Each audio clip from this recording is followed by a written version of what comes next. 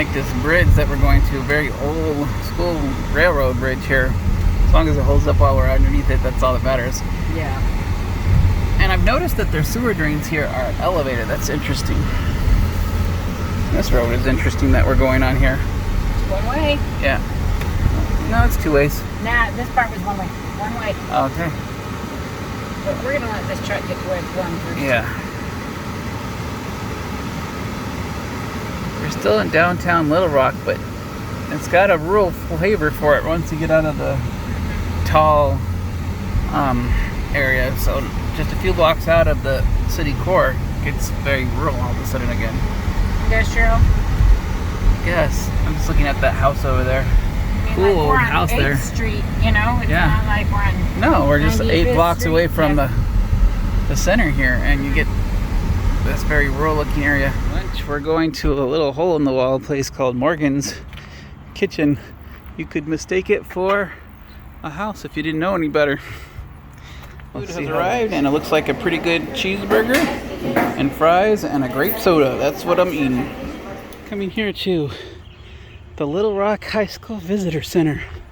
A very powerful place to come and visit. Very old mobile gas station over there. And while we are in front here to the Little Rock High School Visitor Center, where we're scheduled to take a 1 o'clock tour. So we'll see what that involves. Here you can see the mobile gas station and a good view of Little Rock Central High School. Here is a little visitor center here that talks about the 9 Little Rock students for 1957 when the 14th Amendment, the Equal Clause, was finally enforced. And it was tough, but they finally were able to do it. Took 2 attempts to get in, but the students did graduate. And so that was the good news about the whole thing. Strips. Oh, yeah. I saw. We are now outside taking the walking tour to Little Rock High School. I can film on the outside, but not inside. So Still a working high school. Yep. So. Still working high school, so you got to protect the children inside. When you read about the Little Rock Nine, you usually see this photo. The lady in this photo, her name is Elizabeth Ekman, and she was one of the Little Rock Nine. But what you don't understand is this photo is really cropped.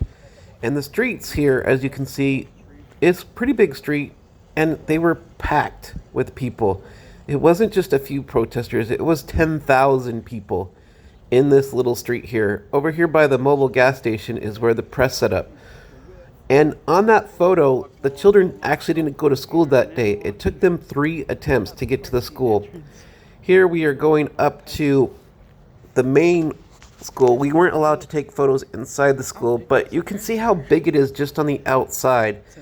And the reason why the students wanted to go to the school is because it was the state-of-the-art school. It cost $1.5 million to construct this school.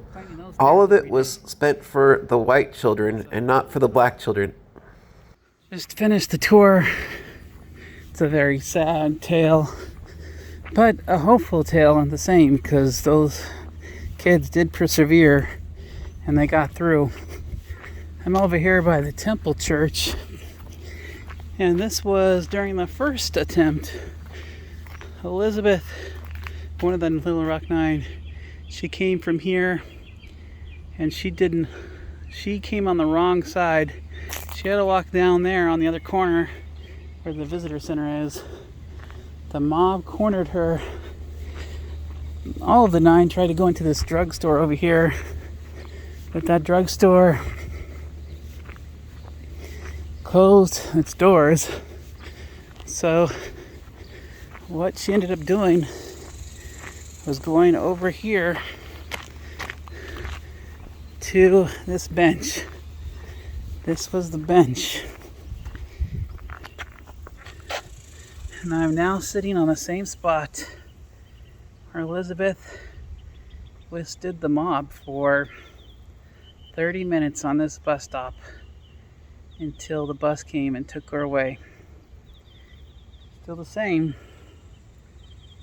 Still no advertisement. Alone. I don't know how she did it. Across the street here from Little Rock High School. Must have been very difficult. It's very quiet today, but I can only imagine what it was like back then.